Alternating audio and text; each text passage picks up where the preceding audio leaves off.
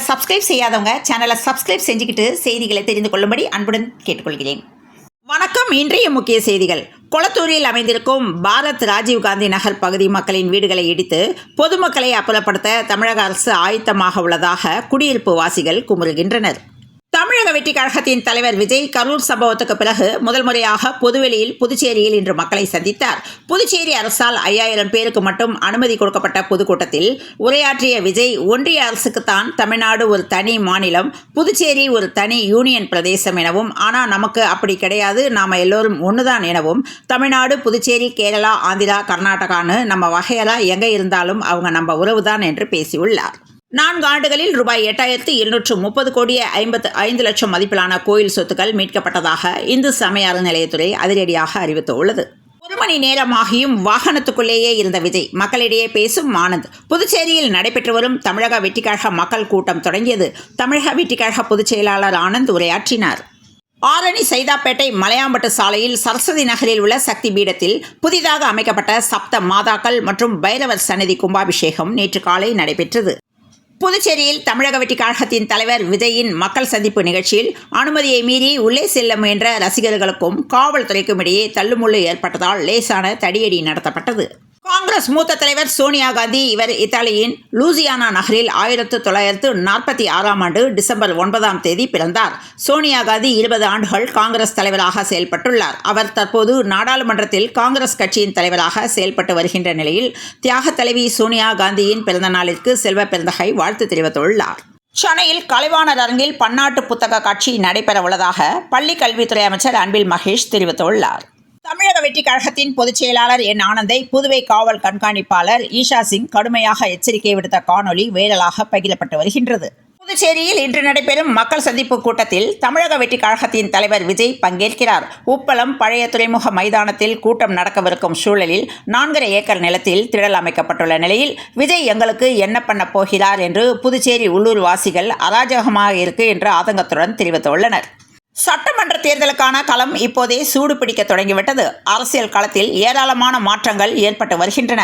அரசியல் புள்ளிகளின் கட்சி மாற்றம், கூட்டணி மாற்றங்கள் நிகழ்ந்து கொண்டே இருக்கிறது. இந்நிலையில் டிடிவி தினகரனுக்கு அண்ணாமலை வைத்த விருந்து முடித்த கையோடு அவசரமாக டெல்லி பயணம் மேற்கொண்டார். இந்தியாவின் தேசிய பாடலான வந்தே மாதரம் பாடல் எழுதப்பட்டு 150 ஆண்டுகள் நிறைவடைந்ததை கொண்டாடும் வகையில் நாடாளுமன்ற கூட்டத்தொடரில் நேற்று சிறப்பு விவாதம் நடைபெற்றது. நாடாளுமன்ற குளிர்கால கூட்டத்தொடர் டிசம்பர் 1ஆம் தேதி தொடங்கி நடைபெற்று வருகிறது. இந்நிலையில் திமுக எம்பிக்கள் ஒன்றிய அரசுக்கு பல்வேறு கேள்விகளை எழுப்பி வருகின்றனர். தமிழக அரசு துறைகளில் காலியாக உள்ள பணியிடங்களை TNPSC எனப்படும் தமிழ்நாடு அரசு பணியாளர் தேர்வாணையம் நிரப்பி வருகிறது. அந்த வகையில் தற்போது அரசு உதவி வழக்கு நடத்துனர் பணியிடங்களை நிரப்ப அறிவிப்பு வெளியிட்டுள்ளது. சென்னை உயர்நீதிமன்ற மதுரை கிளை நீதிபதி GR சுவாமிநாதனை பதவி நீக்கம் செய்ய கோரி மக்களவைத் தலைவர் ஓம் பிர்லாவிடம் திமுக சார்பில் இம்பீச்மெண்ட் நோட்டீஸ் வழங்கப்பட உள்ளது. தமிழ்நாடு சட்டப்பேரவையில் அரசவை கவிஞராக இருந்தவரும் அதிமுக நிறுவனர் MGRக்கு நெருங்கிய நண்பருமான மறைந்த கவிஞர் புலமைப்பித்தனின் மனைவி தமிழரசி நேற்று கோயம்புத்தூரில் காலமானார். அவருக்கு வயது 83. MGR நடித்த குடியிருந்த கோவில் படத்தில் வரும் நான் யார் நீ யார் பாடல் மூலம் தமிழ் சினிமாவில் பாடல் ஆசிரியராக அறிமுகமானவர் என்பது குறிப்பிடத்தக்கது. தமிழ்நாடு மற்றும் புதுச்சேரியில் அடுத்த ஆண்டு சட்டப்பேரவை தேர்தல் நடைபெற உள்ளதால் தேர்தலுக்காக அனைத்து அரசியல் கட்சிகளும் தயாராகி வருகின்றன. தமிழக வெற்றி கழகமும் தேர்தலை சந்திக்க தீவிரமாக தயாராகி வரும் நிலையில் தமிழக வெற்றி கழக தலைவர் விஜயின் பரப்புரை பயணமும் பேசு பொருளாகியுள்ளது. தமிழகத்தில் அடுத்த ஆண்டு ஏப்ரல் மாதம் சட்டசபை தேர்தல் நடைபெற உள்ள நிலையில் தேர்தலுக்கு இன்னும் 4 மாதங்களே இருக்கும் பரபரப்பான சூழ்நிலையில் அதிமுக பொதுக்குழு நாளை சென்னையில் நடைபெற உள்ளது. நாடாளுமன்ற குளிர்கால கூட்டத்தொடர் டிசம்பர் 1ஆம் தேதி தொடங்கி நடைபெற்று வருகிறது. இந்நிலையில் திமுக எம்பிக்கள் ஒன்றிய அரசுக்கு பல்வேறு கேள்விகளை எழுப்பி வருகின்றனர். கர்நாடகாவால் மாசுபடும் தென்பெண்ணை ஆறு நாடாளுமன்றத்தில் திமுக எம்பிக்கள் குற்றம் சாட்டியுள்ளனர். தமிழகம், புதுவையில் அடுத்த ஆண்டு சட்டப்பேரவை தேர்தல் நடைபெற உள்ளதால் தேர்தலுக்காக அனைத்து அரசியல் கட்சிகளும் தயாராகி வருகின்றன. விஜய் தலைமையிலான தமிழக வெற்றி கழகமும் தேர்தலை சந்திக்க தீவிரமாக தயாராகி வருவதால் தமிழக வெற்றி கழக தலைவர் விஜயின் பிரச்சார சுற்றுப்பயணம் கரூர் சம்பவத்திற்கு பிறகு தீவிரமடைந்துள்ளது. சென்னை பள்ளிக்கரணை அருகே வாகன தணிக்கையின் போது கார் மோதியதில் போக்குவரத்து முதன்மை காவலர் மேகநாதன் சம்பவ இடத்திலேயே பரிதாபமாக உயிரிழந்தார். மடிப்பாக்கத்தில் வாகன தணிக்கையில் ஈடுபட்டிருந்த போது அதிவேகமாக வந்த காரை அவர் மறித்துள்ளார். ஆனால் அந்த கார் நிற்காமல் சென்றுள்ளது. இதனால் அந்த காரை மேகநாதன் தனது இருசக்கர வாகனத்தில் துரத்தி சென்றுள்ளார். அப்போது சாய்ராம் என்பவர் ஓட்டிய கார் பைக் மீது மோதி மேகநாதன் இழுத்துச் செல்லப்பட்டார். இதனையடுத்து காவலர் மேகநாதன் நிகழ்விடத்திலேயே பரிதாபமாக உயிரிழந்தார். தொடர்ந்து காவலர் உடலை மீட்க போலீசார் பிரேத பரிசோதனைக்கு அனுப்பி வைத்தனர். மேலும் மது போதையில் இருந்த சாய்ராம் என்பவரை போலீசார் கைது செய்தனர். விபத்து தொடர்பாக சென்னை மாநகர காவல்துறை உயர் அதிகாரிகள் விசாரணை நடத்தி வருகின்றனர். இந்த சம்பவம் சென்னையில் பரபரப்பை ஏற்படுத்தியுள்ளது. தலைநகர் டெல்லியிலிருந்து இன்று காலை சென்னைக்கு இண்டிகோ விமானம் புறப்பட்டது. அந்த விமானத்தில் 100க்கும் மேற்பட்டோர் பயணித்தனர். நடுவானில் விமானம் பறந்து கொண்டிருந்த போது விமானத்திற்கு வெடிகுண்டு மிரட்டல் விடுக்கப்பட்டது. விமானத்தில் வெடிகுண்டு இருப்பதாக சென்னை விமான நிலையத்திற்கு இமெயில் மூலம் மிரட்டல் விடுக்கப்பட்டுள்ளது. கோவை விமான நிலையத்தில் பாஜக முன்னாள் மாநில தலைவர் அண்ணாமலை செய்தியாளர்களுக்கு பேட்டி அளித்த போது மீண்டும் களத்தில் விஜய் இருப்பதால் பாதுகாப்பு மிகவும் முக்கியம் என்றும் கரூர் போன்று மீண்டும் நடந்தால் என்று அண்ணாமலை எச்சரிக்கை விடுத்துள்ளார். தமிழகத்தில் பிற்படுத்தப்பட்டோர், மிகவும் பிற்படுத்தப்பட்டோர் மற்றும் சீர மரபினர் நலத்துறை மற்றும் பள்ளி கல்வித்துறை ஆகியவை அந்த சமூகங்களை சேர்ந்த மாணவர்கள் மாநில உதவித்தொகை இணையதளத்தில் டிசம்பர் 10ஆம் தேதிக்குள் உதவித்தொகைக்கு விண்ணப்பிக்குமாறு வலியுறுத்தியுள்ளன. சென்னையில் ரயில் பாதைகளை பொதுமக்கள் கால்நடைகள் கடந்து செல்வதை தடுக்க நாடு முழுவதும் ரயில்வேயில் 12,480 கிலோமீட்டர் தூரம் சுற்றுச்சுவர் அமைக்கப்பட்டுள்ளதாக ரயில்வே அதிகாரிகள் தெரிவித்துள்ளனர். யானைகளை இடமாற்றம் செய்வதில் தெளிவான வழிகாட்டி முறைகளை வகுக்க நிபுணர்கள் அடங்கிய குழு அமைக்கப்பட்டுள்ளதாக வனம் மற்றும் சுற்றுச்சூழல் துறை செயலர் சுப்ரியா சாஹூ தெரிவித்துள்ளார். ராமநாதபுரம் மாவட்டம் ராமேஸ்வரத்தை சேர்ந்தவர் அருண் பாஷா, வயது 22, பார்மசியில் டிப்ளமோ படித்துவிட்டு நீட் தேர்வுக்காக அவரது அண்ணனுடன் சென்னையை அடுத்த மேற்கு தாம்பரம் கோகுல் நகர் பகுதியில் உள்ள அடுக்குமாடு குடியிருப்பில் தங்கி படித்து வந்துள்ளார்.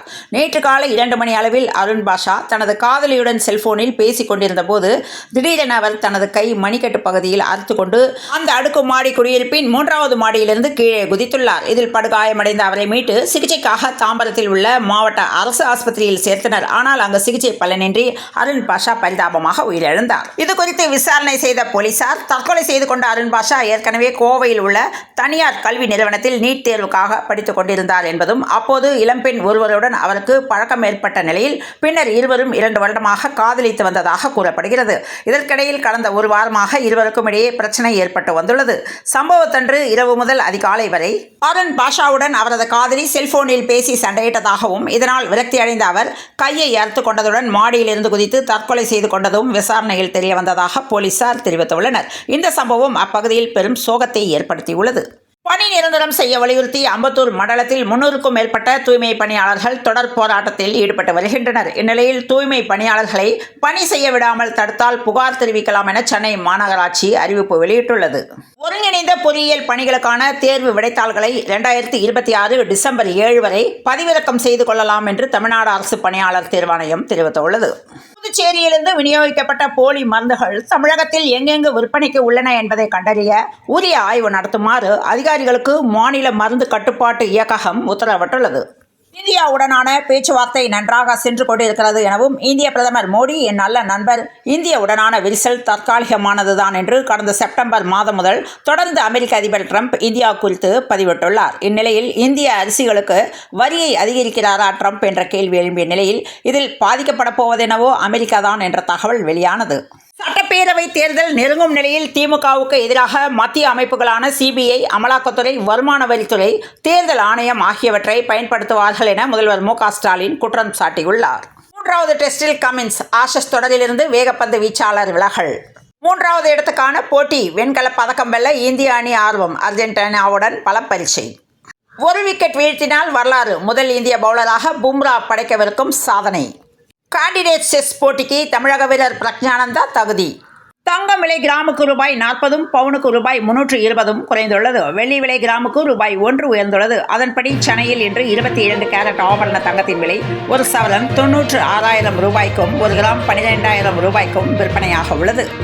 தமிழகம் மற்றும் புதுச்சேரியில் சில இடங்களில் வரும் 14ஆம் தேதி வரை மிதமான மழை பெய்ய வாய்ப்புள்ளதாக வானிலை ஆய்வு மையம் தெரிவித்துள்ளது. நேற்று காலை வரையிலான 24 மணி நேரத்தில் திருநெல்வேலி மாவட்டம் ஊத்து பகுதியில் 8 சென்டிமீட்டர் மழை பெய்துள்ளது. அடுத்த 2 மணி நேரத்துக்கு டெல்டா மாவட்டங்களில் மழைக்கு வாய்ப்புள்ளதாக சென்னை வானிலை ஆய்வு மையம் தெரிவித்துள்ளது. கிழக்கு திசை காற்றின் வேக மாறுபாடு காரணமாக செவ்வாய்க்கிழமை இன்று தமிழகத்தில் ஓரிரு இடங்களிலும் புதுச்சேரி மற்றும் காரைக்கால் பகுதிகளிலும் மிதமான மழை பெய்யக்கூடும் என்று வானிலை ஆய்வு மையம் தெரிவித்துள்ளது. அதேபோல சென்னை மற்றும் புறநகர் பகுதிகளில் இன்று வானம் ஓரளவு மேகமூட்டத்துடன் காணப்படும் எனவும் நகரின் ஒரு சில பகுதிகளில் லேசான மழை பெய்ய வாய்ப்புள்ளதாகவும் சென்னை வானிலை ஆய்வு மையம் தகவல் தெரிவித்துள்ளது. இத்துடன் இந்த செய்திகள் நிறைவடைந்த நிலையில் தொடர்ந்து இணைந்திருங்கள். பிரபாஸ் கதமம் செய்திகளுடன் மீண்டும் மற்றொரு செய்தியில் சந்திப்போம். நன்றி, வணக்கம்.